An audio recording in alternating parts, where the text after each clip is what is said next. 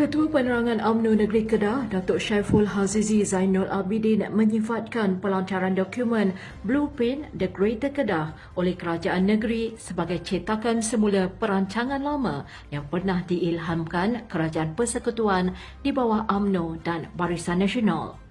Menurutnya, 90% perancangan pembangunan dalam dokumen tersebut adalah hasil inspirasi projek berimpak tinggi Kerajaan Persekutuan dan bukannya inisiatif Kerajaan Negeri atau SG4. Beliau yang juga Ketua UMNO bahagian Merpuk menyifatkan kegagalan Menteri Besar menjelaskan komitmen 2.5 bilion yang perlu dibayar oleh Tahira Air, kegagalan pembangunan Widat Langkasuka di Langkawi daripada pelabur Timur Tengah sekitar 45 bilion ringgit Malaysia dan kegagalan mengekalkan pelabur bagi projek Kedah Rubber City sudah cukup menjelaskan kebimbangan yang sedia ada.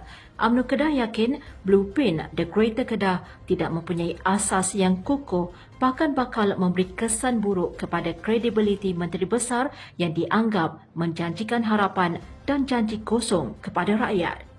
Di Parlimen Jempol, Datuk Syamsul Kahar Muhammad Deli memohon kerajaan mempertimbangkan pembinaan baharu gerai Simpang 4 Bandar Seri Jempol yang uzur sejak 1983.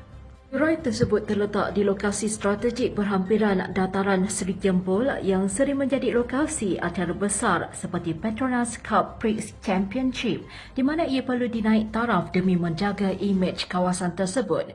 Beliau bagaimanapun menyambut baik pengumuman 100 juta ringgit Malaysia oleh Perdana Menteri untuk pembinaan dan baik pulih gerai seluruh negara dan memohon pertimbangan khusus bagi gerai Simpang 4. Katanya surat permohonan telah dikemukakan oleh Majlis Perbandaran Jempol kepada Kementerian Perumahan dan Kerajaan Tempatan pada Januari 2023. Syamsul Kahar turut menghargai peruntukan kerajaan sebanyak 230 juta ringgit Malaysia untuk pembangunan kemudahan sukan dan berharap kompleks sukan Batu Kikir yang strategik berdekatan pelbagai kawasan perumahan dan sekolah turut diberi perhatian untuk dinaik taraf.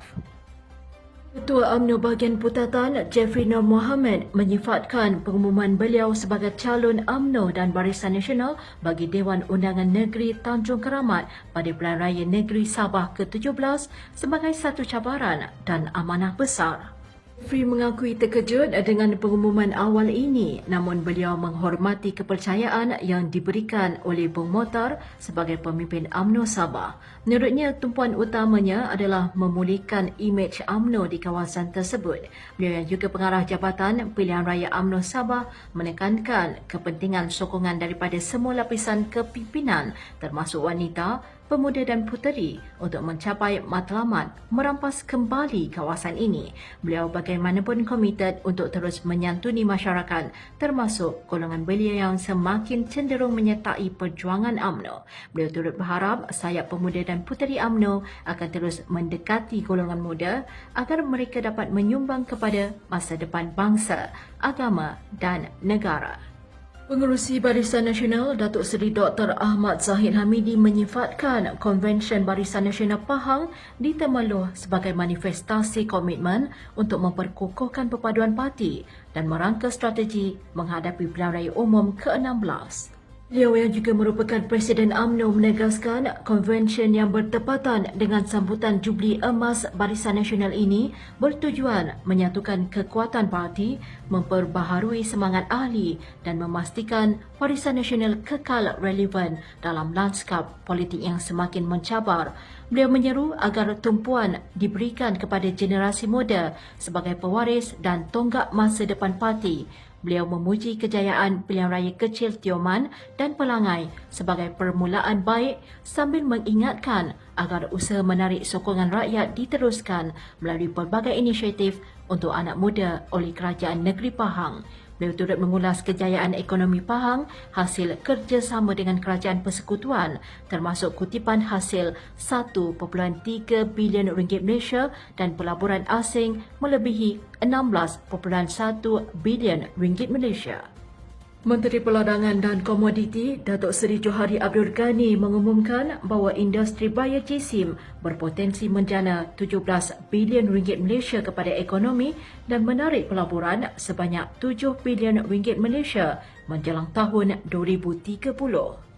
Inisiatif ini dijangka mewujudkan 33,000 peluang pekerjaan baharu khususnya dalam sektor penghasilan bioplat, penjanaan tenaga biojisim, industri pulpa dan kertas serta penghasilan biobaja.